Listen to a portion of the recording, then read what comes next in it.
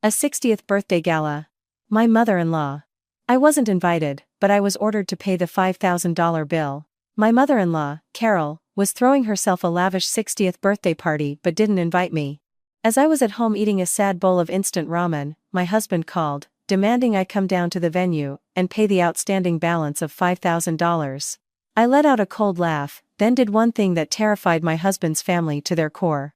The story I'm about to tell happened on the 60th birthday of my mother-in-law, Carol Thompson.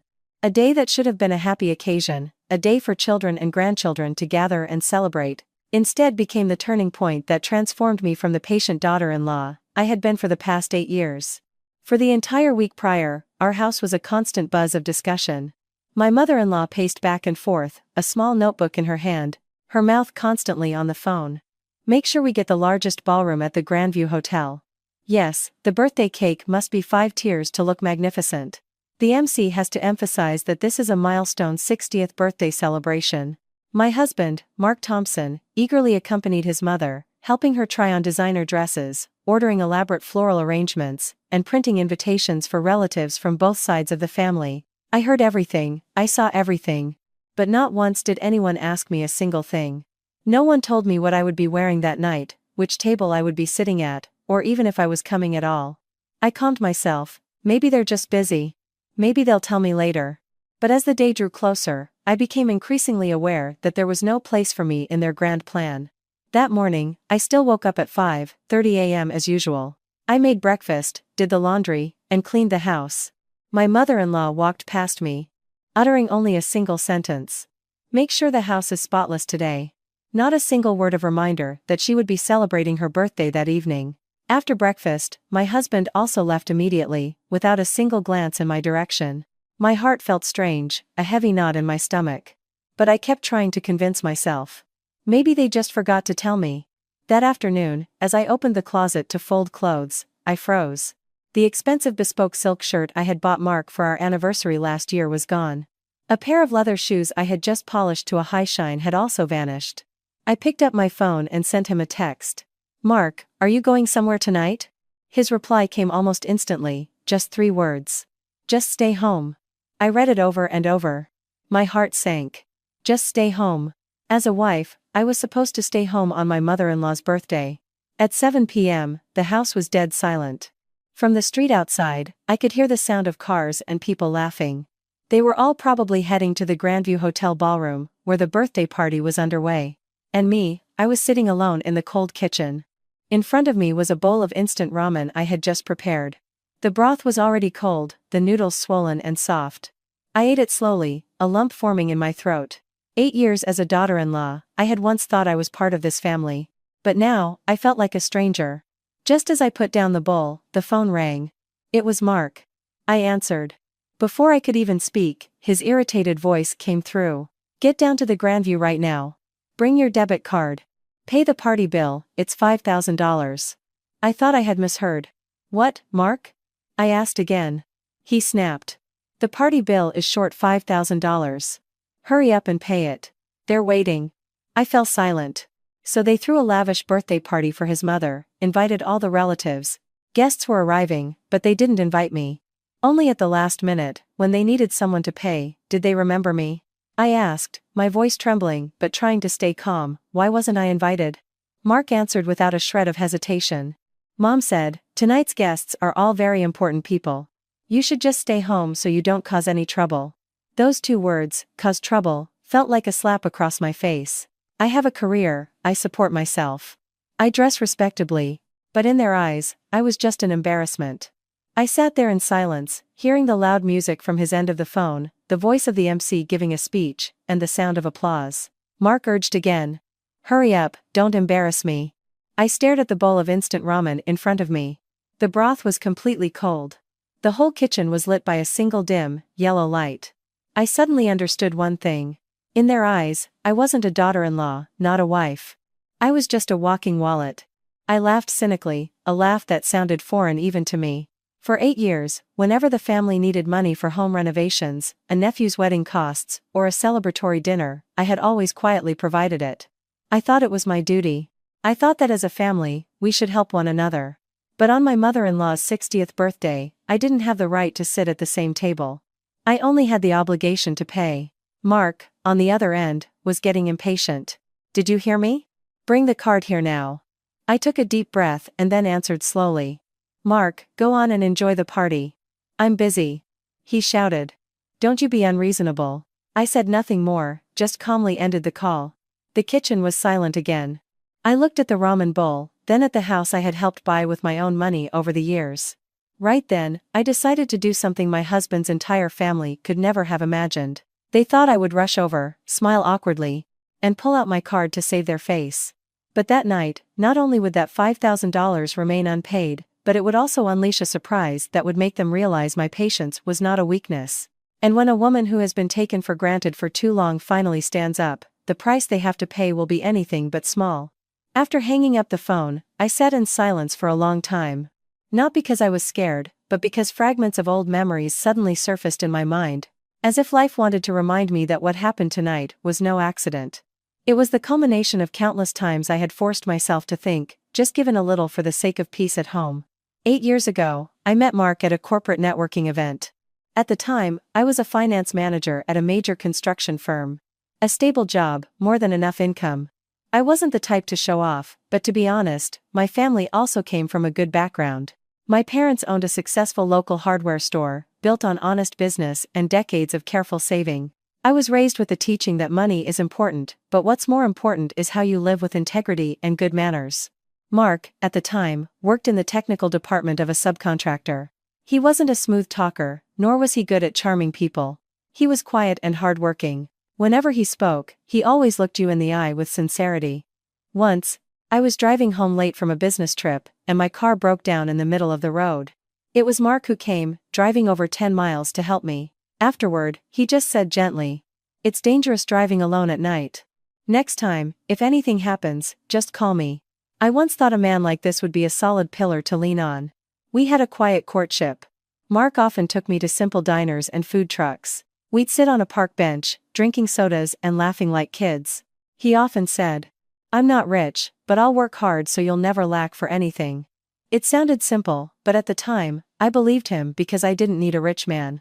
I needed a man with a good heart. The day Mark introduced me to his family, I still remember it clearly. Their house wasn't large, located on a narrow street with faded paint and old furniture. His mother, Carol Thompson, greeted me with a very warm smile. Her voice was so sweet. "My house is simple, dear, but we live with a lot of love. Now that you're here, I'll treat you like my own daughter." She served me a piece of pot roast, poured me a drink, and asked just enough questions. I saw sincerity, or at least I thought it was sincerity. She even added a sentence that warmed my heart. "A daughter leaves her family to be with her husband. It requires a lot of sacrifice. But don't you worry, I won't let you suffer." At that moment, I saw Mark, sitting across from me, just looking down and smiling shyly. I thought how lucky a woman would be to meet such an understanding family. Our wedding was modest. My parents covered most of the costs because they loved me. My mother even advised me, "The most important thing in marriage is maintaining harmony. But harmony must be based on respect." I nodded, feeling like I understood. But in reality, I didn't fully grasp then that respect sometimes doesn't come from words, but from how people treat you in the smallest of ways. After we got married, Mark and I lived separately for the first year. That was the most peaceful time of my life. We both worked. In the evenings, we'd have dinner together, watch TV, and talk about trivial things. Mark had a habit of neatly arranging his shoes by the door, while I liked to keep the kitchen spotless. We argued, but we always made up. I thought I had chosen the right person. Until one day, my mother-in-law had a minor stroke. She wasn't paralyzed, but her walking became slower, and she sometimes felt tired when she spoke. Mark said to me worriedly, "Mom's all alone at home, I can't rest easy. How about we ask her to live with us for a while?" I couldn't bear to refuse. I was a daughter too. I understood the fear that comes when parents start to age and fall ill. I agreed, even proactively preparing a room for her and buying a more comfortable bed. When she moved in, I continued to be a good daughter-in-law. In the morning, I'd prepare warm water for her. During the day, I'd cook soft foods, and at night, I'd ask if she was tired. At first, she still seemed considerate, often saying, "Oh, I'm being such a bother. Let me do it myself." I heard her and felt relieved. But just a few weeks later, the atmosphere in the house began to change. Carol slowly started taking an interest in things she had never asked about before. She'd ask, "How much is your salary? How much was your bonus this month? And whose name is the savings account under?" At first, I felt awkward, just smiling and replying, "Oh, it's enough, Mom." She would smile back warmly, but her eyes would study me sharply. "Yes. I'm just asking so I can help plan the family finances. A husband and wife need a plan." Then she began to interfere in small decisions. Even buying a new pot prompted questions about why I didn't buy a cheaper one. Going to a friend's wedding reception was questioned as a waste of money. I tried to talk to Mark gently, telling him his mother was asking too many questions about our finances. He just sighed. "She's old, just be patient with her." Hearing that sentence once, I could accept it. But after hearing it repeatedly, I realized it wasn't advice. It was Mark's way of avoiding taking a stand to please his mother. I tried to calm myself. Maybe it's just a generational difference. Maybe she's worried about her son. Maybe she's afraid I'm wasteful. I thought everything would be fine. She would come to understand me, and our family would be peaceful again. But I didn't know that my patience was being interpreted as something else entirely. It wasn't seen as kindness. It was seen as weakness. And once people see you as weak, they will start testing just how far you can be pushed before they finally remove you from the party table, just like tonight. I started to see that change clearly in the smallest of things. So small that if I told someone else, they might say, "You're making a big deal out of nothing." But that's how a marriage works. It doesn't break from one big storm. It cracks from the tiny scratches that happen every day, until you realize it's already too late. After my mother-in-law moved in, Carol developed a strange habit. She wouldn't ask, she wouldn't demand, nor would she outright say she needed money. She would just look around and make a few passing comments. "Medical bills are so expensive these days, aren't they?" Or, "The neighbor next door joined an investment club and is making a huge profit. People who are smart with their money really get ahead." I heard her, but still thought she was just venting. I never suspected that these complaints were her way of testing me, to see if I would take the initiative to give her money. Then one morning, I opened my banking app to check my balance and saw an outgoing transaction for $1,500. My heart sank. As a finance professional, I am meticulous about money. I checked the transaction history and saw the transfer was made the previous night. I turned to Mark, trying to keep my voice calm. "Mark, where did you transfer $1,500? Mark, who was eating, paused for a moment and then said, as if it were the most normal thing in the world, "Oh, I gave that to Mom. She said it was for an investment club with big returns." I put down my spoon. "An investment club? Why didn't you tell me?" Mark frowned, looking annoyed as if I were interrogating him. "It's only $1,500. Why are you so worked up?" "Only $1,500. I heard him, and my heart turned cold. To someone else, $1,500 might be a small amount. But what hurt wasn't the number, it was the way he dismissed my hard work and my right to know as a partner in this family. I walked straight into my mother-in-law's room. Carol was watching TV, holding the remote, and still smiling when she saw me enter. "Liv, my dear, why the long face?" I said, "Mom, that investment club money. What is it for? If you needed money, you could have just told me. Why go through Mark without asking me?" Her eyebrows shot up. Her warm smile vanished instantly. She put down the remote, and her voice changed completely, becoming curt and sharp.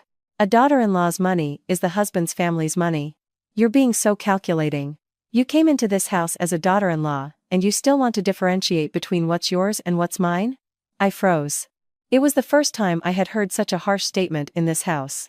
She said it as if it were an unwritten law, as if I were the one receiving, not the one contributing. I tried to compose myself. "But that's my salary, Mom. I have the right to know what my money is used for." Carol laughed cynically. "You can even have a career because my son was willing to marry you. Without him, could you even be in this house?" That sentence was like a slap. This wasn't about money anymore. This was about devaluing my self-worth. I turned to Mark, who was standing in the doorway, waiting for him to defend me. But Mark just scratched his head and whispered, "Come on. Mom was just talking. Don't take it to heart. She's old." Again, don't take it to heart. I realized one thing. Whenever there was a problem, he would always choose a neutral position to avoid responsibility. But his neutrality was actually deeply biased toward his mother. From that day on, I started paying closer attention. Every time we ate, my mother-in-law would often make comments that sounded like jokes, but were hurtful. "If it weren't for my son, you wouldn't be able to sit in this house." Or, "A rich girl like you, once you become a daughter-in-law, you need to learn your place." One day, she looked me up and down and said, "You dress like that for work. Who are you trying to show off to? Do you want people to praise you?" Big shot. I didn't understand. I worked hard, dressed professionally. What was wrong with that? But I kept quiet because I was afraid that if I argued, Mark would accuse me of being disrespectful, and the atmosphere at home would become even more tense. The thing that suffocated me the most was how financial matters in this house automatically became my responsibility. Every time there was a family event on my husband's side, Carol would call Mark and say, "Tell your wife to prepare an envelope for your uncle and aunt." When a nephew got married, she would say it directly to my face. "Our daughter-in-law has a big salary, give a little extra so our family doesn't lose face." The roof needed repairs, a new cabinet needed to be bought, a nephew's tutoring fees needed to be paid. It all ended with one sentence. "You take care of it." Yes, I took care of it, not because I was rich, but because I thought family was a shared responsibility. I didn't want to be labeled as stingy. I also hoped that if I did good things, they would appreciate me. But no. Every time I spent money, they treated it as a given. There was no sincere thank you, no. "You've been working so hard for my husband." I started to feel like I was buying peace with my money. At family gatherings, my position became even clearer. Food would be served. My mother-in-law would always pull Mark to sit near the elders, pouring him drinks while boasting, "This is my son. He has a very successful career." Meanwhile, I would be placed at the end of the table with women I didn't know, or with the small children. If anyone asked what I did for a living, my mother-in-law would answer first, "Oh, she's just a regular office administrator." I felt sad and angry at the same time. I was a finance manager, not a regular administrator. But I kept smiling because I didn't want to cause a scene in front of the relatives. At night, I would sometimes lie in bed, staring at the ceiling, and ask myself, "Am I a wife? A daughter-in-law, or an ATM in this family?" That suffocating feeling grew stronger. I held on because I thought if I was patient, the house would be peaceful. But I didn't know that my patience was quietly turning me into a stranger within my own marriage. After the incident with the $1,500 investment money, I started living with a very strange feeling. On the outside, everything looked like a normal family. Breakfast in the morning, watching TV at night. My mother-in-law sat in her corner. My husband came home from work. But inside, I felt like I was standing behind a glass wall, watching them interact without being able to touch them. The more I tried to join in, the more I was pushed away in a polite but cold manner. The peak of that cold politeness was my mother-in-law's birthday last year. At the time, she hadn't planned a big 60th celebration, just a simple family dinner. I thought, regardless, she is my mother-in-law. As her daughter-in-law, it was my place to prepare it. I ordered a cake, choosing a model with soft yellow frosting and the words "Happy Birthday, Mom." I bought a bouquet of lilies with a few white roses to make it look elegant. I even ordered some of her favorite dishes: barbecue, rubbed chicken, lamb curry, and sweet and sour fish. I didn't do it for praise, but to maintain harmony, to let them see my good intentions. That night, the house was full of laughter and chatter. I was busy in the kitchen, going back and forth serving plates and pouring drinks. Carol sat in the middle of the living room like a queen, wearing a new dress, her hair styled in a neat updo. Mark stood beside her, busy greeting relatives with a proud look on his face. I saw the scene and felt happy too, thinking that family togetherness like this was a good thing. But when it came time to blow out the candles and cut the cake, my mother-in-law stood up to give a speech. I remember every word because it was like a thorn that has pricked my memory to this day. She smiled, raised her glass, and said loudly, "Thank you to Mark, my son, who made it possible for me to experience this day. He took care of everything for me. I am so proud to have such a devoted son." Everyone clapped enthusiastically. Mark beamed, his eyes sparkling. Meanwhile, I, standing less than 6 feet away from him with hands that still smelled of spices, suddenly felt like a shadow. Not a single mention of her daughter-in-law, not a word of thanks.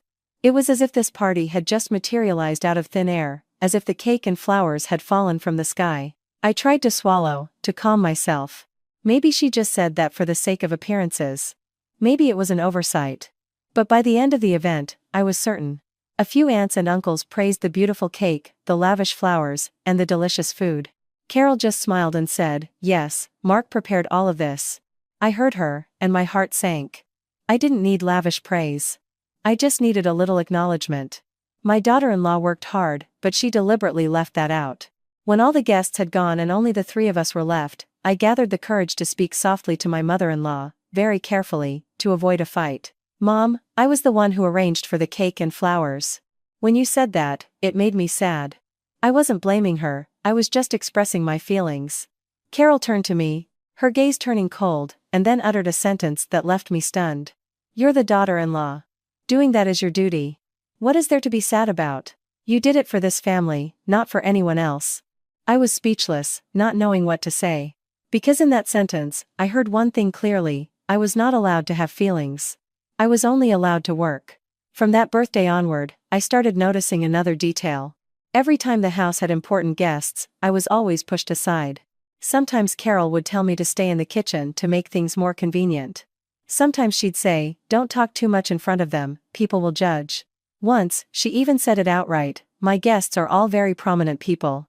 If you come out, you'll just be an embarrassment. Hearing the word embarrassment, I was choked up. I wasn't born into a low-class family. I am educated. I have a position at my job. But in her eyes, I was still someone not fit to sit at the same table, even though I was the highest earner in this house. The more I was pushed away, the more I wanted to keep my distance. I began to think seriously about our finances. One night, after my mother-in-law was in her room, I said to Mark, from now on, let's keep our finances separate. I'll still cover my share, but for expenses for your mom or relatives, we need to discuss it first. I thought Mark would understand, as it was a reasonable thing to do. But he immediately turned to me, his eyes wide. You want to be calculating with my own mother? She's old, and you still want to make rules? I asked. Am I making rules or am I setting boundaries? Mark slammed the table. Your attitude is the same as treating my mom like an outsider. I laughed, but tears were close to falling.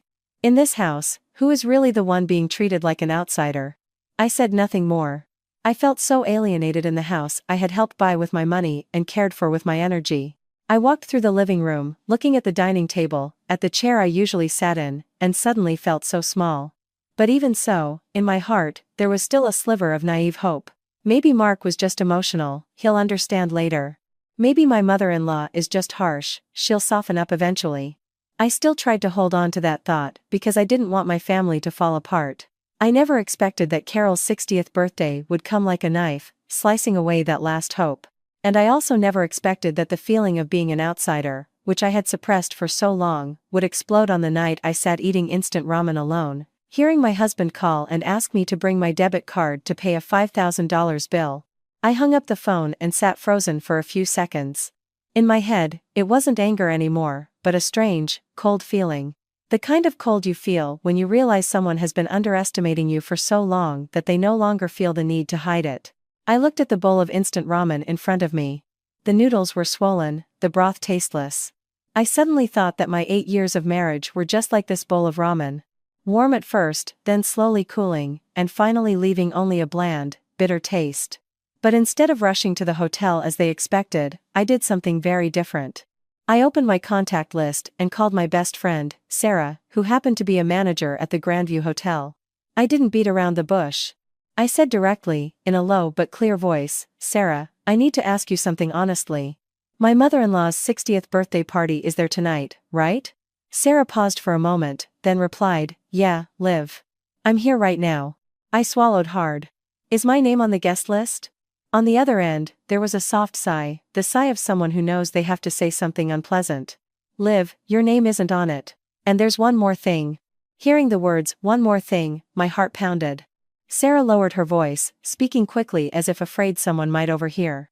Your mother-in-law specifically told the staff that if you showed up, they were to politely block you from entering. She said she was afraid of being embarrassed. I was stunned. I asked again, like someone who couldn't believe what they were hearing. Afraid of being embarrassed? Why? Sarah hesitated. She said, my daughter-in-law is just a regular accountant, she's not used to being around VIP guests. If she says the wrong thing, it could be humiliating for the family. I shot up from my chair, my legs trembling slightly. Not from weakness, but from rage that sent blood rushing to my face. A regular accountant. I had heard belittling remarks before, but none had cut this deep. I am a finance manager. I deal with business partners on projects worth tens of millions of dollars. I can support myself, but in my mother-in-law's mouth, I became a regular accountant, as if I only belonged in a corner of the kitchen. I suddenly understood. They didn't just need my money. They needed me to know my place. They needed me to be quiet. They needed me to be present, but invisible. I ended the call with a cold hand. I looked around the kitchen. This kitchen that I cleaned every day. This refrigerator that I kept meticulously organized. This dining table that I bought with my own money. But tonight, I was forbidden from entering a hotel ballroom for fear of being an embarrassment. I imagined the scene there. My mother-in-law sitting elegantly in her designer dress. Relatives laughing. My husband raising his glass with pride. Maybe they were talking about a happy family, about devoted children and grandchildren. While I, his legal wife, was sitting here eating cold instant ramen like a tenant in my own home. The phone rang again. It was still Mark. I answered. Before I could speak, he was already yelling. Are you here yet? They're waiting. Do you want Mom to be humiliated? Huh? Hearing the word humiliated, I wanted to laugh. I asked in a voice so calm it surprised even me. Humiliated by what? By not having enough money to pay, or by not daring to show off your own daughter-in-law? Mark was silent for a few seconds. I knew he understood what I meant. But then his voice rose again, the voice of someone cornered but still trying to sound powerful. Don't make things up. There's a reason Mom didn't invite you. It's better for you to just stay home and relax. I gripped the phone tightly. What's the reason? Tell me straight. Mark replied casually. The guests are all business owners, friends of my uncle, friends of my mom. What are you going to do there? You'll just stand around looking lost, asking clueless questions. It's just embarrassing. I laughed, a bitter laugh. I asked the question I had held back for so long. Am I your wife or a decoration? Am I a daughter-in-law or an ATM? On the other end, silence. A silence that lasted only a few seconds, but it was long enough for me to hear the music at the hotel, the clinking of glasses, and the laughter of people. Then he yelled, "Stop playing games and get over here." He added, "This is a final warning." A final warning. That sounded like a command. And in that moment, I saw the truth with absolute clarity. He didn't see me as a life partner to be loved and respected. He saw me as a tool to solve his problems. When he needed money, he called. When he needed to save face, he ordered me to come as the bill payer. But when he needed to show off in front of his relatives, I had to disappear so they wouldn't be embarrassed. I didn't argue anymore. I just uttered one sentence in a very flat tone. Go on and enjoy the party. Then I ended the call, decisively. Without trembling, without hesitation, I stood up and threw the rest of the instant ramen into the trash. The sound was quiet, but to me, it was the sound of my long-suffering patience finally snapping. That night, I didn't go to the hotel. I also didn't transfer a single cent. I sat at my desk, opened my laptop, and looked at the financial documents and things I had kept hidden for so long for the sake of family peace. And for the first time, I didn't tell myself, just let it go. I told myself, enough is enough. Because when others have already decided you're an outsider, you no longer need to exhaust yourself playing the part of an insider. And I knew that with just one move from me, my husband's entire family wouldn't know what hit them. After throwing away that bowl of ramen, I didn't fly into a rage, nor did I sit and cry as I usually would. I slowly wiped my hands, pulled out a chair, and opened my phone to look again at the text from Mark. Just stay home. Those 3 words now sounded like the official declaration of my role as the outsider they had branded me. I took a breath and called Sarah, my friend and the manager at the Grandview Hotel, again. I said briefly, "Sarah, if anyone calls asking about the payment, just give them my number." Not even 15 minutes later, my phone was ringing off the hook. An unknown number. I answered, and a polite man's voice came on. "Good evening, is this Olivia? I'm the manager in charge of the celebration at the Grandview. We'd like to confirm the outstanding payment of $5,000 so the event can proceed." I could sense the caution in his voice, the kind of caution from someone used to dealing with difficult guests but who had to maintain professionalism. I answered calmly, so calmly it felt cold even to me. "May I ask whose name the event contract is under?" The man hesitated. "Under Mrs. Carol Thompson's name." I immediately said, without beating around the bush. "All right, please inform them that I have not approved the payment of the remaining balance. The family did not invite me to the event, so I have no obligation to pay for it." On the other end, there was a moment of silence. I could hear him swallow before saying softly, "Understood, ma'am." But the family has requested we continue with the event. We need clear confirmation to avoid any issues later. I didn't raise my voice or curse. Please proceed according to your policy. If the funds are insufficient, stop the event. I will not be involved. After speaking, I ended the call and placed the phone on the table as if setting down a block of ice. I thought I would be trembling, afraid of being labeled as someone who had shamed her husband's family. But strangely, I felt a sense of relief, as if I could finally breathe after holding my breath for so long. I sat in silence, staring into the empty room. Then the phone rang again. This time it was Sarah. Her voice was low and fast, her tension palpable. Liv, things are getting messy here. The welcome toast just finished, and the MC was about to start the music again, but the manager came out and made an announcement. I didn't ask much, just said, "Tell me." Sarah continued, when the manager came out, music was playing. Carol was laughing, raising her glass to thank the relatives. Suddenly, the MC was signaled to stop. The whole room went quiet. The manager spoke very politely, "Our apologies. We hope the family can settle the remaining payment so the event can continue." You can't imagine it, Liv.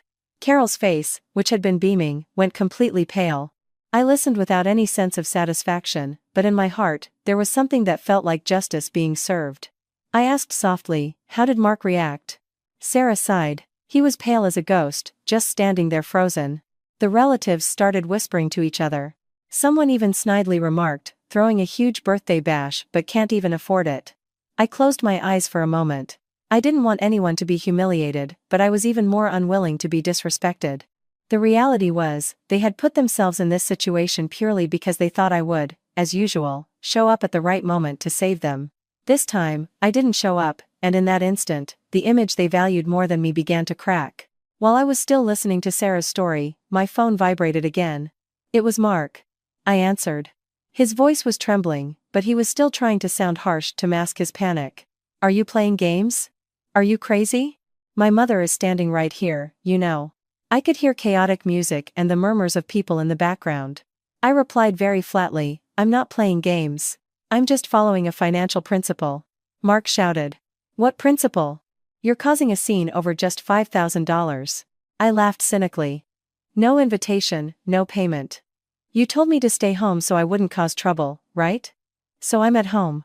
A moment of silence, then his voice dropped, a mixture of anger and fear. "Do you want my mother to die of shame? Huh?" I no longer argued in the old way. I enunciated each word slowly and clearly. "Mark, shame isn't about being short $5,000.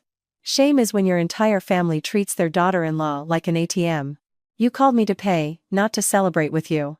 Mark seemed to be at a loss for words but was still trying to salvage the situation. "Enough, enough. Just transfer the money. I'll talk to Mom later." I cut him off. "No need. You just need to remember one thing. I am no longer the person who will quietly clean up your family's messes." From the other end, I faintly heard my mother-in-law's voice. Carol seemed to have snatched the phone. Her voice was shrill. "Olivia, do you want the entire family to laugh at me? Huh? Don't be such a wicked woman." I didn't shout back, just replied with a single sentence that surprised even myself with its coldness. "You're afraid of being laughed at by others, but why aren't you afraid of your own daughter-in-law getting her heart broken?" Carol was taken aback, then screamed. "You're the daughter-in-law, you should know your place." I sighed. "Knowing your place means mutual respect. You don't respect me, so don't demand that I know my place." I hung up the phone. This time, I no longer felt shaky. I just saw a truth with absolute clarity. A month ago, I had secretly separated our bank accounts and blocked Mark's supplementary card. Not to cause trouble, but to protect myself. And that night, as the hotel began to shut down the event, as the whispers started, as my mother-in-law stood frozen in front of her relatives, I finally understood. The moment I stopped propping them up, their entire facade of grandeur crumbled, revealing the emptiness within. For the first time in 8 years, I didn't run to save them from their shame. And for the first time, I felt like I was stepping out of my role as the outsider in my own family, on my own 2 feet. I had just hung up the phone, and the house was quiet again. Not a peaceful quiet, but the silence of a rope pulled taut, just waiting for a single tug to snap. I poured myself a cup of hot tea, sat at the dining table, and watched the clock. I knew they would be coming home, and they wouldn't come with an explanation, but with rage, and the feeling of being publicly humiliated. Then they would take it all out on me, as usual. The difference was, this time I had no intention of bowing my head and taking it. Around 10 p.m., the sound of the front gate being violently opened echoed from outside. It was so loud it startled me. The clicking of my mother-in-law's high heels on the porch followed, along with the sound of my husband kicking off his shoes aggressively. The living room door was shoved open with such force, it seemed they wanted to tear down the entire house, along with their anger. Carol entered first, her face flushed red, her lips pressed into a thin line. Her designer handbag was thrown carelessly onto the table. She didn't greet me, didn't ask anything, just pointed a finger straight at me, her voice a shrill hiss. "You did this on purpose to humiliate me in front of the whole family, didn't you? You are truly a wicked woman." I remained seated, holding my teacup, looking at her for a moment before setting it down very slowly. I didn't want this conversation to start with shouting, but I was no longer afraid of her shouting. Mark stood behind his mother, his dress shirt wrinkled, its collar damp with sweat. He didn't look at me directly, as if trying to swallow his shame. Only after seeing his mother scream and me remain silent did Mark join in, snapping, "You're being so calculating over just $5,000. What was the point of all this?" Hearing the phrase "just $5,000, my heart felt cold again. It was the exact same thing he had said when he gave his mother $1,500 for that investment club. To him, money was a trivial matter as long as he didn't have to be responsible for it. But to me, this was no longer about money. I looked directly at Mark, my voice calm. "To you, it's just $5,000, but to me, it's about my dignity." Mark was silent. Carol immediately let out a cynical laugh. A bitter and condescending laugh. "Dignity? You're a daughter-in-law. What right do you have to demand anything? You came into this house, you should know your place." I lifted my head, looking straight into her eyes, not flinching. I asked the one question I had held back for 8 years. "So, a daughter-in-law has no right to attend the party, but she has an obligation to pay for it?" The atmosphere froze. I saw Mark's face turn pale. As if he had just been stripped bare in front of his own mother. Carol opened her mouth to curse again, but her tongue seemed to catch in her throat. The question was too direct, too damning. Mark slammed the table, trying to regain control. "Don't you be unreasonable." I stood up slowly. No need to slam the table, no need to shout. I just stood tall, looking at him as if looking at someone I had once trusted and loved, but who now only left me with exhaustion. Unreasonable is when you and your mother treated me like an outsider for 8 years. Unreasonable is when you let your mother say I caused trouble and forbade me from entering my own family's party. Unreasonable is when you only remembered me when you had a bill to pay. Carol suddenly switched from shouting to a cold tone, as if pulling out her final blade to threaten me. She pointed at the floor. "Whose house are you standing in to talk like that? This house is in my son's name. Who do you think you are to raise your voice?" Hearing his mother say that, Mark seemed to find his footing. He lifted his chin and added, "That's right. You live here because of me. Don't forget your place." I heard him, and my heart ached for a moment, but it quickly passed, replaced by a sense of clarity. So, deep down, he really did think I was living off him. So, I had been trying to maintain a home they had always considered theirs alone. I smiled faintly. Not a happy smile. But a smile of someone who finally heard them say what they had been thinking all along. I looked at Carol, looked at Mark, and then walked straight to a drawer under the kitchen counter. Every step was steady, not rushed, not trembling. I opened the drawer, took out a thick, neatly bound folder, and placed it firmly on the table, right between them. The sound of the folder hitting the table was stark in the tense room.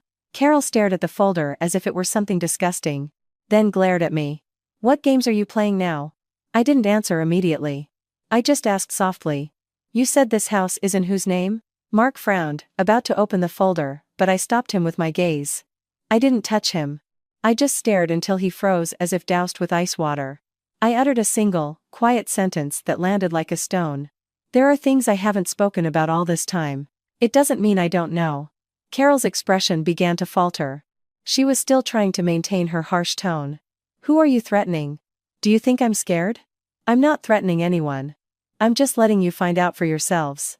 Mark finally opened the folder anyway. I clearly saw the change in his face, from anger to confusion, then to panic. He read a line quickly, then lifted his head to look at me. "This is..."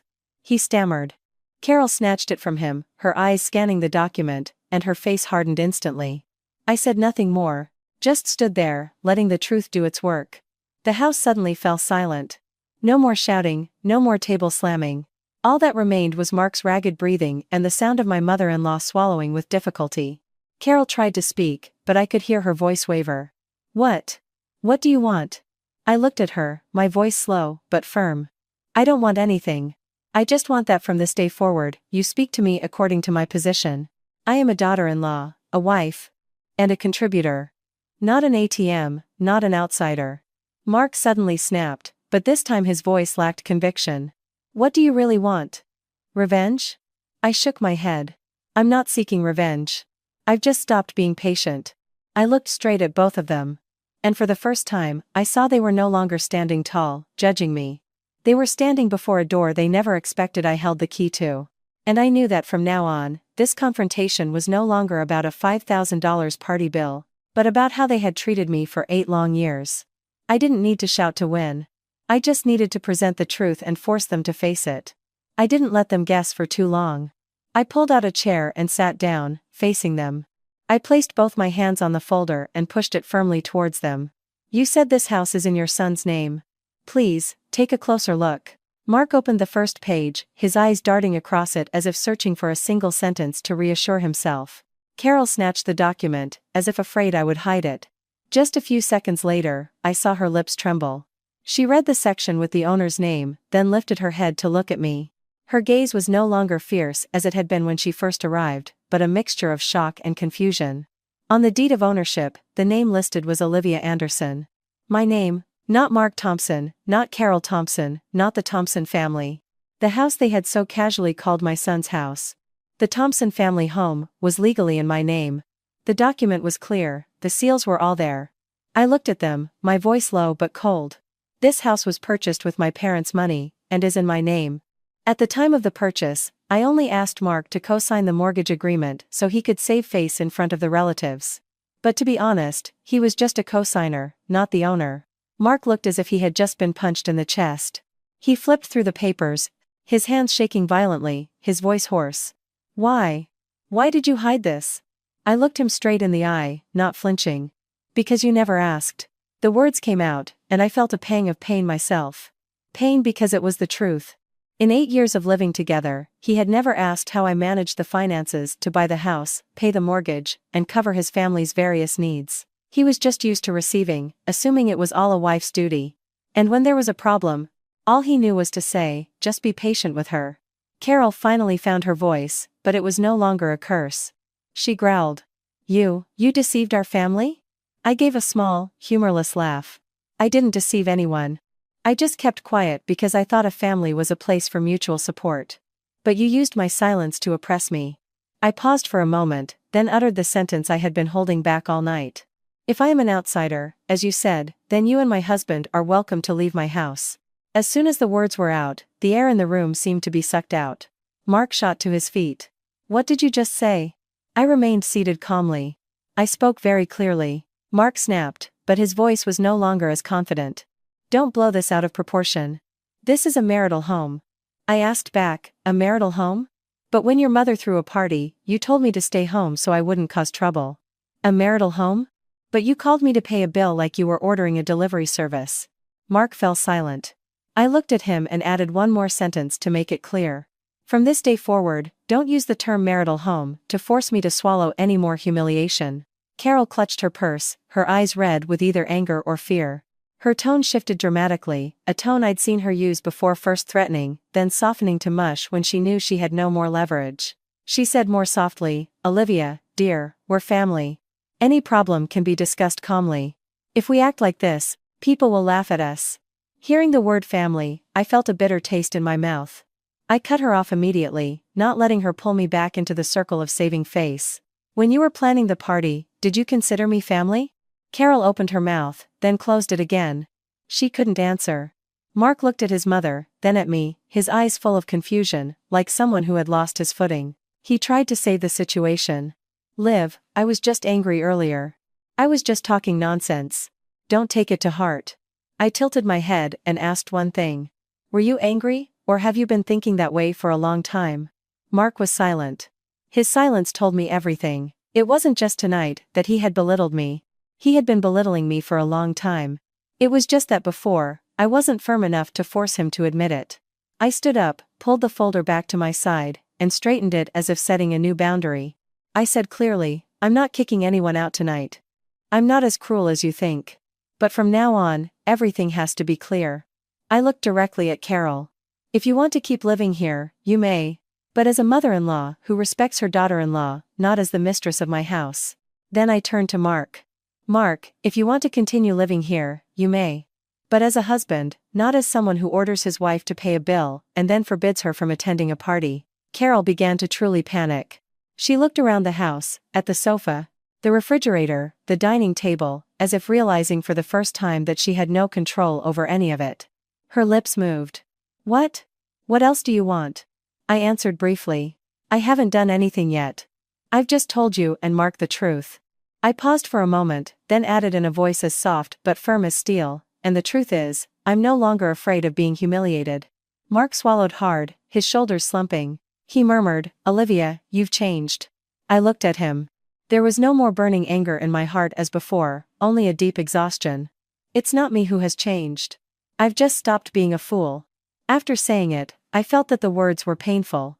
But if it wasn't painful, I would just go back to the same cycle. The atmosphere was thick. For the first time, I saw them afraid. Not afraid of my shouting, but afraid of my calmness. Afraid of the clear document, afraid because I no longer ran to patch up their image. But within that fear, I also saw something else begin to grow in their eyes, resentment and a wounded pride. I knew very well that tonight's problem was not over. They would not give up so easily. And I was no longer the woman who would apologize just for the sake of peace at home, like I used to. That night, after I had clearly set my boundaries, Carol and Mark stopped shouting. They trudged to their rooms, slamming the doors shut, but they didn't come back to curse at me again. I didn't need a verbal victory. I just felt that the house had suddenly become more spacious, so spacious it felt cold. I cleared the table, washed the teacup, turned off the kitchen lights, and went to my room. But I didn't go straight to sleep. I knew that when people's paths are blocked by the truth, they don't automatically become good. They look for another way. And that other way is usually a dirty one. For the next 2 days, the house was eerily silent. Carol no longer made sarcastic remarks, didn't call me to the kitchen, nor did she hurl her usual sharp words. She just sat in the living room watching TV, her face as cold as stone. Mark would come home from work, eat dinner, and go straight to his room without looking at or speaking to me. If this were the old me, I might have been happy, thinking they had learned their lesson, and the house was finally at peace. But I wasn't happy. I could see clearly that this silence was not peace. It was the calm before the storm. Like someone holding their breath before throwing a knife. On the third night, I went down to the kitchen for a glass of water and accidentally overheard my mother-in-law talking on the phone in the living room. Her voice was no longer shrill like it was during our fight, but lowered to a hiss, the kind of voice someone uses when they're plotting something. I stopped behind the door. I didn't mean to eavesdrop, but the first sentence that reached my ears sent a chill down my spine. Listen, Judy. The house is in her name. Now, if we want to get it back, we have to attack her weak spot. I heard another woman's voice on the other end, likely her sister. Carol continued slowly, every word sharp. We have to ruin her reputation. If she's hit with a scandal, she'll back down. She's terrified of being embarrassed in public. I stood there, petrified. So, in her mind, this was no longer a matter between a mother-in-law and a daughter-in-law. This was a power struggle, a war in which she was willing to use slander to bring me down. I didn't go out. I backed away slowly to my room, pretending I hadn't heard anything. But from that moment on, my vigilance went to a different level. I was no longer thinking naively about maintaining harmony. I knew they were preparing to attack. A few days later, Mark suddenly started acting nice, with a palpable fakeness. He didn't apologize, but he didn't pick fights either. He would say a few gentle words, as if testing to see if my heart had softened. Once, he asked, "Are you tired?" I heard him and found it almost funny. For 8 years I had shouldered everything, and he had never once asked that. Now he was asking, not out of concern, but because he was afraid I would actually kick them out of the house. I just replied with a short, I didn't want to show that I was on guard. A week later, on a Monday morning, just as I arrived at the office and before I could even turn on my computer, HR called me. The head of HR sounded very serious. "Olivia, please come to the executive conference room immediately. There's something that needs to be clarified." Hearing that, my heart pounded. I work in finance. I know exactly what the word clarification means. I walked to the conference room with a heavy feeling. Inside were the CFO, the head of internal audit, and someone from the legal department. No one was smiling. They placed a folder in front of me. The head of audit said directly, "The company has received an anonymous report stating that you are suspected of embezzling project funds." I was stunned. Embezzlement? I repeated, as if I had misheard. They pushed the folder towards me. The letter was written in great detail. It wasn't just a general accusation, it mentioned project names, transfer dates, and even accused me of manipulating data to withdraw money through a proxy account. I turned to the next page and saw something that made my blood run cold. A copy of my old bank statement along with screenshots of transactions from several months ago. This kind of information was impossible for an outsider to obtain. To get it, someone had to know exactly which bank I used and what transactions I had made. I sat up straight, trying to remain calm. In my mind, there was only one thought. Only an insider could know this. I'm not the type to show off my bank statements, let alone bring them home for everyone to see. But they had lived with me, had seen, heard, and investigated for so long, and they were using that proximity to stab me in the back. I asked, "Where was this letter sent from?" The legal representative replied, "It was anonymous. But because the contents are so specific, the company has to follow up according to procedure." I nodded. Procedure was procedure. I didn't blame the company. I just felt a chill, thinking about the hands behind all of this. That evening, I went home later than usual. As soon as I walked in, I saw my mother-in-law sitting in the living room, holding a teacup. Her face was calm in a frightening way. She looked me up and down, then uttered a sentence that sounded light but was laced with venom. "When a working person gets a scandal like this, who will trust them anymore? Right, dear?" I stopped in my tracks. I didn't ask if this was her doing, because I knew she would deny it. But that sentence was a declaration. She had attacked, and she wanted me to know.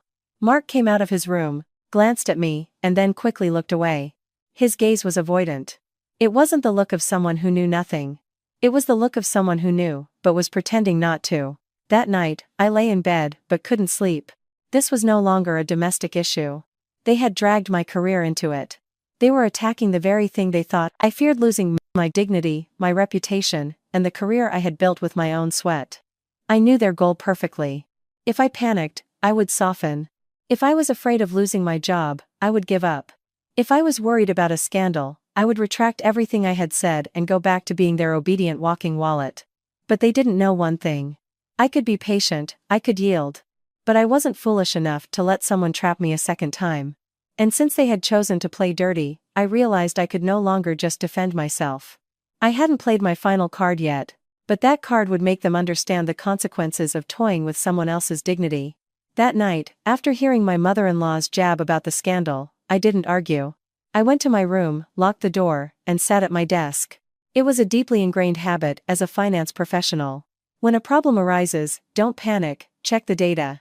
I opened my laptop, accessed all my cloud storage accounts, and pulled up my entire transaction history for the last 3 years to examine it line by line. I knew that the anonymous report was designed to bring me down by creating uncertainty, to make me afraid because I didn't know what evidence they held. But I was different. I was only afraid of things without proof. As long as it involved numbers, transactions, and documents, I had a way to uncover the truth.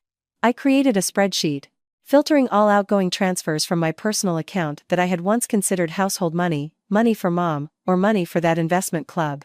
I clearly remembered the $1,500 transaction from last year, because that was the first time I felt truly disrespected.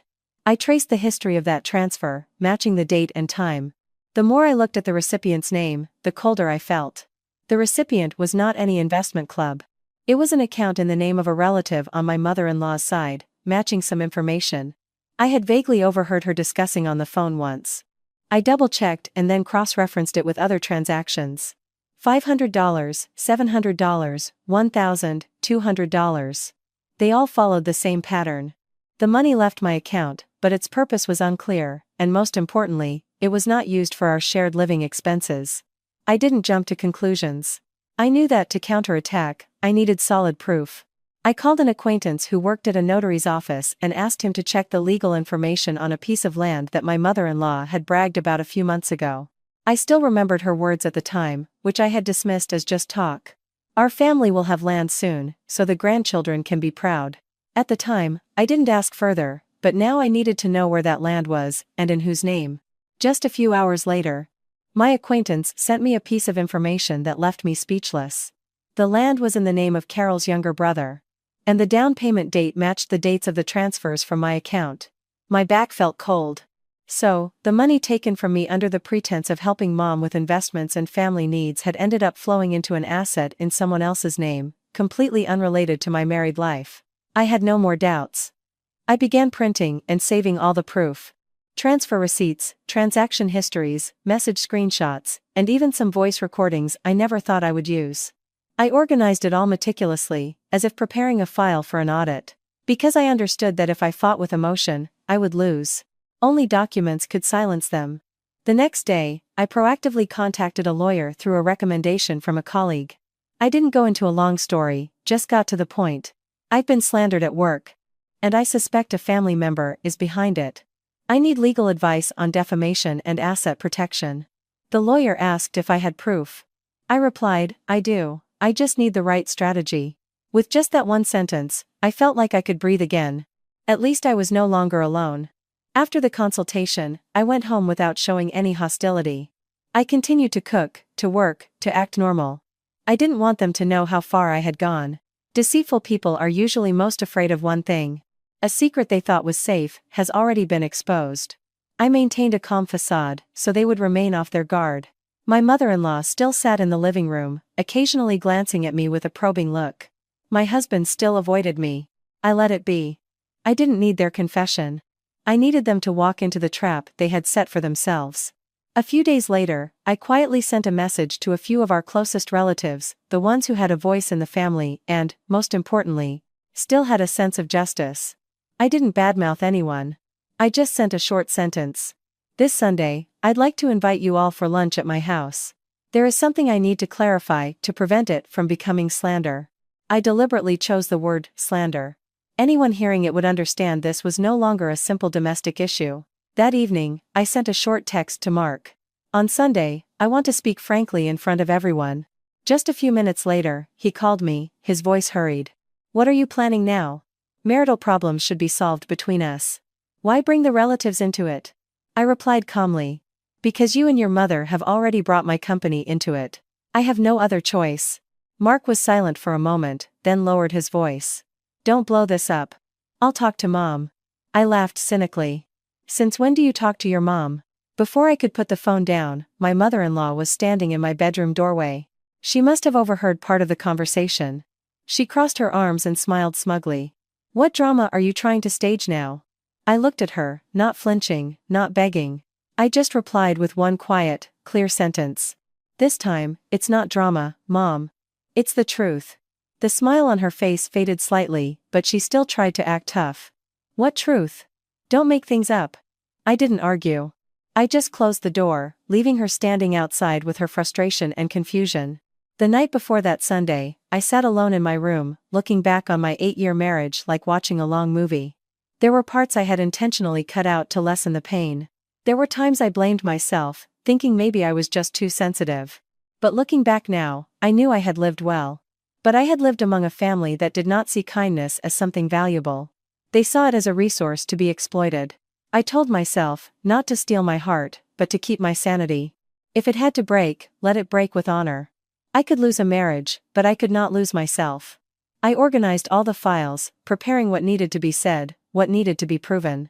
I didn't need to shame anyone with words. I just needed to show them that everything leaves a trail. And when those trails were laid out in a straight line, no one could deny it anymore. They wanted me to bow my head, but that Sunday would be the day they would be the ones to bow theirs. On Sunday morning, I woke up earlier than usual. Not because I was excited, but because I wanted everything to be perfectly arranged, as clear as the way I was preparing for the conversation ahead. I cooked a warm pot of chicken noodle soup, prepared a few simple side dishes, and set the dining table nicely. I didn't do it to please anyone. I did it because I wanted to. When they walked into my home, I wanted them to see me living honorably, not like the troublemaker they accused me of being. Towards noon, the relatives began to arrive.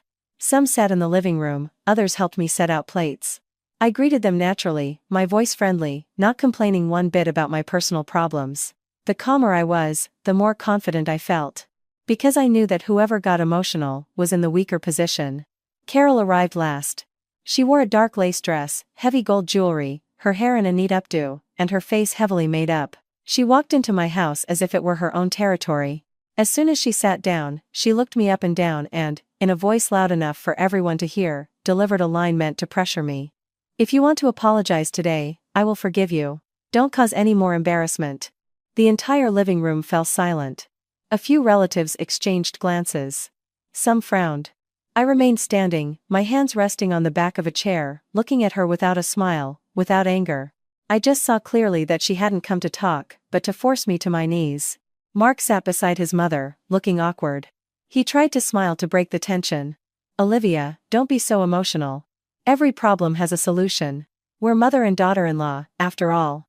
No need to be so tense." Hearing the words mother and daughter-in-law, I felt a bitter pang. When they needed money, I was ordered to pay. When they needed to protect their image, I was called mother and daughter-in-law. I sat down facing them, without any preamble. I placed my phone on the table, turned on the voice recorder, and looked straight at both of them. Today, I will not argue. I will only speak with evidence. As soon as I said that, I saw Mark's eyes blink rapidly, while Carol fell silent for a moment. Deceitful people are most afraid of the word evidence. I took out a folder and placed it neatly on the table. "This is the anonymous report that was sent to my office."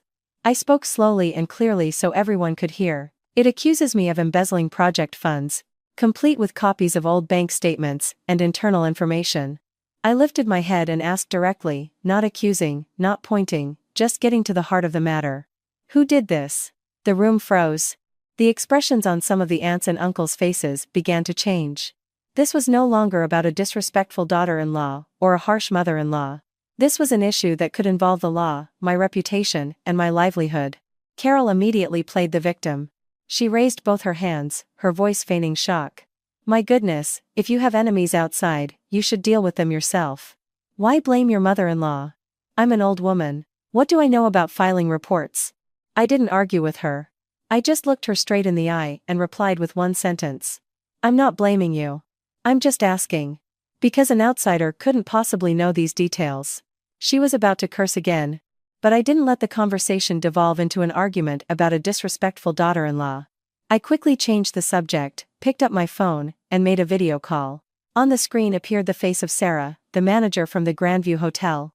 She greeted me, and then I said, in front of everyone, "Sarah, please recount what happened at my mother-in-law's birthday party the other day. Were there any special instructions from the hotel regarding me?"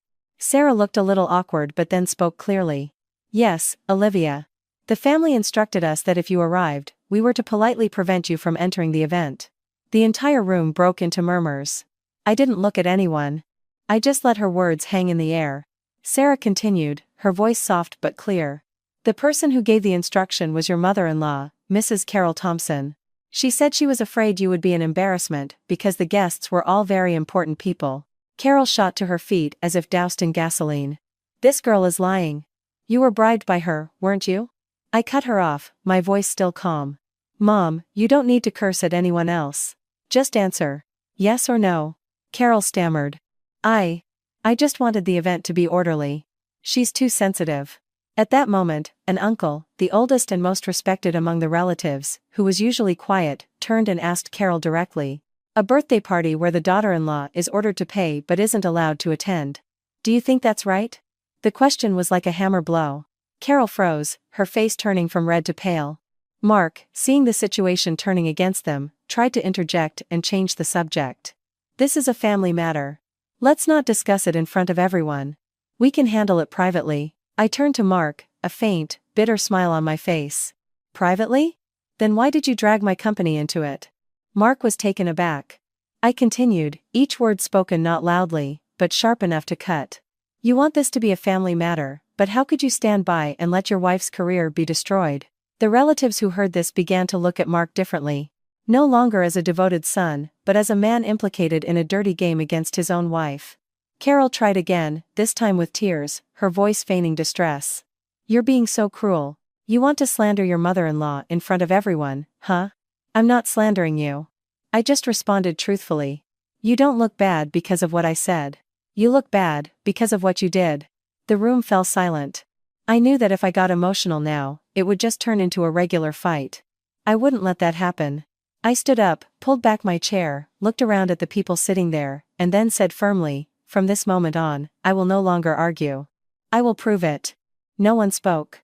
I could hear everyone's breathing. Carol gripped her hands until her knuckles turned white. Mark sat stiff as a statue. The relatives stared at me, their expressions a mix of curiosity and concern, as if they all felt a bomb was about to go off in the middle of this house. And I understood that the hardest part wasn't speaking, but keeping my voice from shaking as I prepared to tear down the curtain they had used to oppress me for 8 long years. After I said the words, "I will prove it," the entire room seemed to hold its breath. I didn't let the silence linger, because the longer it lasted, the more time they had to twist the story into one about a disrespectful daughter-in-law. I opened the first folder, took out a stack of neatly bound bank statements, placed them in the middle of the table, and pointed directly at a highlighted transaction. "This is the $1,500 transaction that Mark said was for your investment club." I spoke slowly and clearly. "And this is the recipient's account." I tapped my finger gently on the account owner's name. "It's not any investment club. This is an account in the name of a relative on your side of the family." Whispers rustled through the room. An aunt leaned forward to get a better look, her eyes wide. An uncle let out a heavy sigh, as if in disbelief. Carol shot to her feet, her voice shrill. "You're making this up. That money was for the investment club. I manage the money in this family, for the good of the children and grandchildren." I didn't argue. I just replied to the essence of her statement. "If it was for an investment club, you could have been honest from the beginning. You didn't need to use a relative's name to take money, and you certainly didn't need to teach Mark to take his wife's money and give it to you as if it were normal." I moved to the second page, showing other transactions. $500, $700, $1,000, $200, complete with dates and times. This wasn't a one-time thing. It happened repeatedly, and it all flowed in the same direction. Mark sat rigidly, his eyes fixed on the floor as if blinded.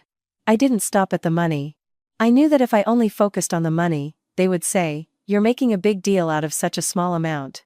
I picked up my phone and played a short audio recording, edited to the exact part I needed. My mother-in-law's voice came through clearly, a venomous hiss. "The house is in her name. We have to hit her with a scandal so she gets scared and lets it go." The living room seemed to freeze. Some people's mouths hung open. Others stared straight at Carol, as if seeing a stranger. I immediately stopped the recording, not letting it play a second longer, and then lifted my head. "Are you still going to say I'm making this up?" Carol's face went white, then ashen. She slammed the table hard, as if trying to regain her power with noise. "You eavesdropped on my conversation. You have no respect." Hearing the words "no respect," I suddenly felt a wave of sadness. Sadness because she was so used to using insults as a weapon to bring me down. But this time, I didn't tremble. I answered briefly, each word landing with clarity. "Disrespect is when someone tramples on another person's hard work and then calls it a daughter-in-law's duty." Mark, panicking, stood up and reached for the folder on the table as if to snatch it away. "Olivia, that's enough." I looked him straight in the eye, my voice not loud but sharp. "Mark, you touched that, and I'm calling the police right now." The entire family was stunned. They probably never expected me to dare say such a thing in front of the relatives. But I said it not to threaten, but to stop the hands that were so used to twisting the facts. I wanted everything today to be straightforward. The evidence on the table was not to be torn up by anyone. I moved on to the most important part. The part I knew would turn the entire room. I placed the anonymous report on the table, and next to it, a printout of the login history I had requested from the IT department for our shared family email. The report sent to my office wasn't fabricated. I said, looking directly at Mark. It was sent from an email address only known to insiders. The device used to send it. I pushed another piece of paper towards him. "Was your laptop, Mark?" This was a direct hit. I saw Mark stammer. His lips trembling, his eyes darting around wildly. I didn't let him wriggle out of it with the excuse that he was framed. I cut him off firmly. "The sending device was your laptop. Don't tell me the laptop flew and sent it by itself." A relative muttered, "My God." Someone else turned to Mark with a look of disappointment. Carol slumped in her chair, her hands clutching the arms.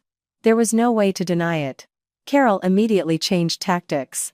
She started to cry. But the tears flowed with a practiced regularity, her voice feigning a hoarse whisper. "I only did this because I was worried about my son." Since he married you, you've never respected him. You never listen, you never give in. I heard her and just felt tired. When they were wrong, they called it concern. When I fought back, they called it disrespect. I looked around at the relatives, then looked straight at her, delivering the line I had prepared. Not a shout, just the truth. You were concerned about your son, but you taught him to betray his wife and destroy her career. Is that concern, or is that destruction? The sentence landed, and the room fell silent. The hot-tempered uncle slapped his knee and said loudly, "If that's true, then you've gone too far, Carol." Another chimed in with an annoyed tone. The daughter-in-law did nothing wrong. Why treat her like that? I didn't need anyone to defend me. But when the truth was revealed, even their own relatives couldn't stay silent. Carol began to truly panic. I saw that this panic was no longer feigned. Her eyes darted wildly, her lips were dry, her speech faltered. Mark sat slumped like a man who had run out of energy, his shoulders sagging. I kept my voice flat, concluding my presentation with one short sentence so everyone would understand my purpose. Today, I am not accusing anyone. I am only saving myself. Because if I had continued to stay silent, the one who would have lost their job, their dignity, and their future would have been me. After I finished speaking, the atmosphere in the room was still heavy as stone. But I knew this burden wasn't over. I saw it clearly in my mother-in-law's eyes. Besides fear, there was something very dangerous, a shattered pride. And a person with that kind of pride, when cornered, will usually try one last dirty trick. And my suspicion was correct. Carol began to gasp for air. Her hand clutching her chest, her eyes rolling back as if she were about to faint. The moment Carol started gasping and clutching her chest, the living room erupted into chaos. She slumped back in her chair, her eyes rolling, her mouth stammering. I can't breathe, she wheezed, her voice deliberately weak, a weakness designed to make others panic. If this had happened a few years ago, I might have panicked, apologized, felt guilty, and blamed myself for speaking too harshly. But this time, watching the scene unfold, only one very clear memory came to mind. Every time my mother-in-law was cornered, she always had a signature trick, faking a faint to force others to back down. Then, after recovering, she would act as if nothing had happened. I didn't just stand there. I immediately took out my phone and called for an ambulance because I didn't want anyone to accuse me of being cruel and letting my mother-in-law die. But at the same time, I gave a subtle glance to Sarah, whom I had intentionally invited as a witness, to start recording everything. Sarah understood immediately. She discreetly raised her phone, recording from the moment Carol clutched her chest to every word spoken by everyone. I did it not to humiliate, but to protect myself. Because deceitful people don't play dirty just once. Mark knelt beside his mother, shaking her shoulders. Mom, what's wrong?" Carol's breathing was shallow and ragged. Her eyes were closed, but her mouth was still moaning weakly. I feel so sorry for my daughter-in-law. She put so much pressure on me. As soon as those words came out, I saw a few relatives turn to me with hesitant looks. I understood. She was trying to cast me as the villain. Once again, if I lost my composure, I would lose. I took a deep breath, keeping my voice flat. Everyone, calm down. I've called for medical help. If anyone has smelling salts, please give them to her, but don't crowd around. In the midst of the chaos, I bent down to tidy the papers on the table, a professional reflex, afraid of losing evidence. And in that exact moment, I saw something that made my blood run cold. Mark, though his mouth was calling out to his mother, his hand was stealthily reaching for a stack of papers at the corner of the table, folding them quickly, and shoving them into the pocket of his suit jacket. His movements were swift, practiced, as if it had been planned. I blinked, my heart pounding. I knew exactly what those papers were because I had just placed them on the table, a draft of a separation agreement and documents related to our assets, which I had prepared for transparency. I didn't have to think hard. I just knew that while his mother was fainting, my husband was stealing documents. A seamless team effort. I immediately walked towards the door, blocking Mark's path. My voice was cold but not loud. "Where are you taking those, Mark?" Mark was startled, his face flushing. And he immediately snapped to cover his nervousness. "Are you crazy? My mother is dying, and you're still worried about some papers?" I looked straight at his jacket pocket, then into his eyes. "Your mother is dying, but your hands are steady enough to steal the deed to the house." That sentence was like a gunshot. The entire room turned. Some gasped, others froze. The uncle who had been quiet until now suddenly shouted, "Mark, what games are you playing?" Mark's face went pale. He stammered. I was just afraid the documents would get lost. I smiled faintly and said clearly, lost, or altered? Mark glared. You're talking nonsense. I didn't argue. I held out my hand firmly. Give them back. Mark hesitated, glancing at his mother as if asking for help. And right then, something happened that sent a shiver through the room. Carol, who was supposedly unconscious, suddenly moved slightly. Her eyelids fluttered, then opened a fraction, her eyes darting towards Mark. I saw it with perfect clarity. I uttered a single, quiet sentence, as sharp as a knife. Fainting but can still hear. Her health must be excellent. The relatives gasped in shock. One cousin, so annoyed, muttered, "Oh my God, she was faking it." Carol immediately squeezed her eyes shut again, trying to breathe more heavily to cover it up. But this time, her act was exposed. Mark, cornered, shakily pulled the papers from his pocket, still trying to defend himself. "You've gone too far, Olivia. You're humiliating the entire family." I looked at him, my voice calm to the point of being chilling. "It's not me who's humiliating our family. It's you. Because you had the audacity to steal documents in front of all our relatives." Just then, the paramedics I had called arrived. They came in, checked her blood pressure, and asked a few basic questions. Carol tried to continue her act, but the blood pressure cuff showed a normal reading, just slightly low. The paramedic said clearly. "In front of everyone, her blood pressure is only slightly down. She'll be fine with a little rest. There are no signs of danger." That conclusion was like an official stamp on their lies. The room fell silent, and then the whispers exploded even louder than before.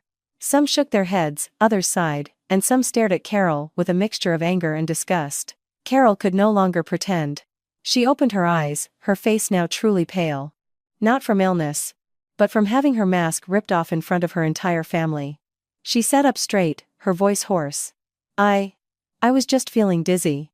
A female cousin muttered, just loud enough to be heard, "Dizzy," but still had time to tell her son to hide the documents. Carol fell silent. Mark hung his head low, his ears burning red. I took the documents back, clutched them tightly, and looked around. "I'm sure you have all seen for yourselves. I don't want to prolong this issue. But if I wasn't vigilant today, I could have lost my dignity and my assets in an instant." The atmosphere was heavy. And I knew that drama had changed everything. Before, they could still make excuses about a disrespectful daughter-in-law or a stressed-out mother-in-law. But after the moment Mark stole the documents while his mother faked a medical emergency, all their defenses became ridiculous. I looked at Mark, my voice dropping.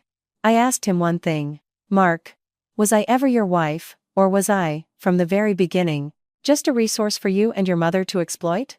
Mark didn't answer. He stood silent as a stone, and his silence was clearer to me than any confession. After my question, the room was no longer buzzing. It felt heavy, as if a large boulder had been placed in the middle of the house. My mother-in-law sat slumped in her chair, her hands wringing the hem of her dress, her eyes darting around wildly. Mark stood near the door, his face pale, his hands still trembling from being caught. The relatives looked at each other.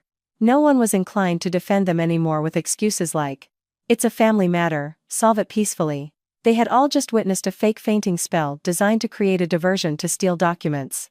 This was no longer just a dispute, it was a conspiracy. I took a deep breath and then said what I had prepared since the night before, even though my heart still ached to say it in front of so many people. "I will be filing for divorce today." I said it slowly and clearly, without shouting, without tears. Just a decision. Mark looked as if he'd been doused in ice water. He stepped forward, his voice cracking. "You can't do this. Are you trying to kill me?" I looked at him. There was no more overflowing anger, only exhaustion and clarity. "No," I replied firmly. "I'm just stopping you from killing me a little every day, killing me with humiliation, with exploitation, and by holding my dignity hostage." A few relatives sighed heavily. Some nodded, almost imperceptibly. I knew they understood. Because they too might have lived in relationships where the word family was used to force someone to endure suffering. I placed the folder in my hands on the table, straightened it, and then looked directly at Mark, my voice firm. "I won't drag this out. I'm giving you two options, in front of everyone, so no one can say I was cruel." I held up 2 fingers, explaining point by point. 1. You sign an agreement to move out of this house within 7 days. You take your personal belongings, you do not touch any documents, and you do not cause any trouble. I paused. 2. I report the case of defamation and attempted asset theft, complete with the video recording from just now. If that happens, this is no longer just a family matter. Mark's eyes widened, as if he couldn't believe I would dare say that in front of our relatives. He growled, "Are you threatening me?" I shook my head. "I'm not threatening you. I'm informing you. Because I have seen how far you and your mother are willing to go." I turned to the others, my voice still calm. "Uncles, aunts, please be my witnesses. I am not speaking carelessly. I have all the documents and the recordings." At that moment, Carol finally reacted. Not with insults, but by suddenly sliding from her chair and kneeling on the floor. The sound of her knees hitting the tile was a dry thud. She began to cry, and this time, the tears were real. Her voice was broken. "Olivia, dear, I was wrong. I was just emotional. I was just worried about my son. I was afraid he would suffer." The room was shocked. An aunt rushed to help her up, but she remained on her knees, as if trying to trade that position for forgiveness. If this were the old me, I might have given in. But seeing that scene, my heart no longer wavered as it used to. I didn't feel satisfaction. I just felt that it was all too late. I didn't scold her. Didn't yell. I just uttered one quiet, clear sentence, enough to make Carol freeze. "If you truly loved your son, you would have taught him to be a good man." Carol looked up at me, her eyes red, her lips trembling. I didn't let her change the narrative into one of a pitiful old mother. I continued in the same tone. "You didn't teach him to love his wife. You taught him to use his wife as a tool. So, I ask for your permission to no longer be a tool." Mark then switched to threats. The kind a cornered man uses, wielding his pride as a weapon. "Don't think that just because you have money, you can do whatever you want." I looked at him, not with anger, just with coldness. "Money doesn't give me the right to do whatever I want," I said. "But money and documents give me the right to protect what is mine, and to protect my dignity." I took out my phone and opened an email from my office that I had received that morning. I showed the screen to the nearest relatives, then turned it to Mark. The message was brief. The board was suspending the initial investigation because I had provided evidence of being framed, and the IT department was now tracking the source of the anonymous report. I looked him straight in the eye. "You're not just going to lose a house, Mark. You're about to lose your reputation." Mark stood frozen, as if something were choking him. He wanted to speak, but didn't know what to say. Because threatening a woman when all she has is feelings is easy. But threatening a woman when she has evidence, a lawyer, and a strategy, that threat only reveals desperation. Some relatives began to speak up. An uncle looked directly at Mark, his voice firm. "Olivia has lived a good life. Why should she suffer because of this family?" Another aunt shook her head. "A husband and wife playing these kinds of games? Where is the love in that?" No one was shouting, but those words were enough to make Mark hang his head and Carol sob uncontrollably. This time, there was no act. She reached for the hem of my pants, her voice hoarse. "Give me a chance." I gently removed her hand, not roughly, but firmly. "I already gave you a chance for 8 years." I stood up and gathered all the documents into my bag. I called my lawyer in front of everyone, saying only briefly, "Sir, please come over and help me handle the procedure as we discussed."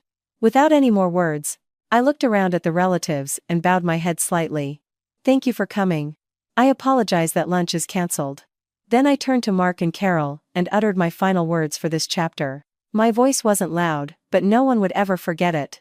"From now on, don't you ever call me your daughter-in-law when you need money. I am no longer playing that role." A week after that day, the house felt much emptier. There was no longer the sound of slippers shuffling across the floor every morning. No more TV blasting from dawn. No more probing stares as I left my room. The air in the house was no longer tense. It was so quiet I could hear the wind whistling through the window cracks and the hiss of the electric kettle boiling. For the first time in years, I didn't feel like a guest in the house I had bought myself.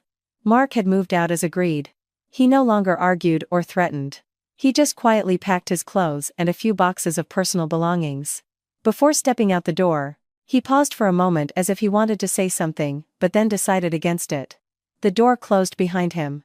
There was no drama, no commotion, just a very soft click. But to me, it was the closing sound of a long, 8-year journey. I walked into the kitchen and stood in the same spot where I had once sat eating a cold bowl of instant ramen on my mother-in-law's 60th birthday. I looked at the table, the chair, and the corner of the wall where the yellow light had fallen that night. Back then, I had felt so humiliated, so degraded, with nothing to hold on to. Today, standing in the same place, I no longer felt shame. I only felt pity for the person I used to be. Pity for a woman who tried so hard to be part of a family that she forgot that she herself deserved to be respected. On a Saturday afternoon, my phone rang. It was Mark. I stared at his name for a long time before answering. The voice on the other end was deeper, no longer curt or demanding like before. I was wrong. I never thought it would come to this. I listened, and my heart no longer churned as I had imagined it would. I wasn't angry anymore. Nor did I hope he would kneel and beg for forgiveness. I just said slowly, each word gentle but clear. You think of me as a place to return to whenever you have no other options. But I'm a person, too.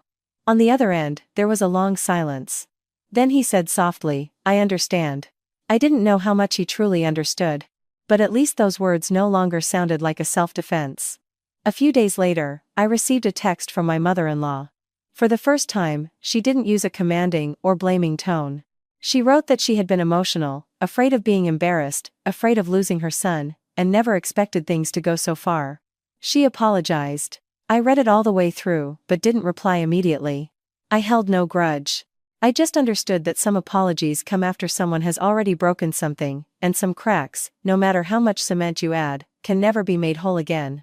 I still did one thing that might surprise many people.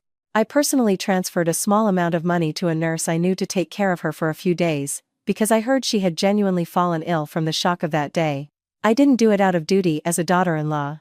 I did it out of my conscience as a human being who had once lived under the same roof. When relatives asked, I told them frankly, I'm helping because I want to be a good person, not because I want to go back to my old role. Saying those words, I felt a sense of relief because I realized I was in control of my own choices, not being forced. I began to rearrange the house.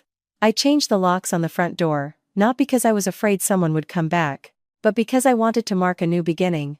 I replaced the curtains with a brighter color, opened all the windows wide to let the sunlight in. The living room, which used to feel heavy, was now bright. I cleaned the dining table, wiped every surface, every drawer.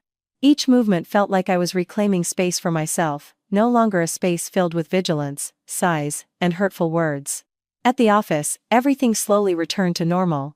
The board confirmed that the report was slanderous, and the IT department had traced its source. The initial whispers gradually faded.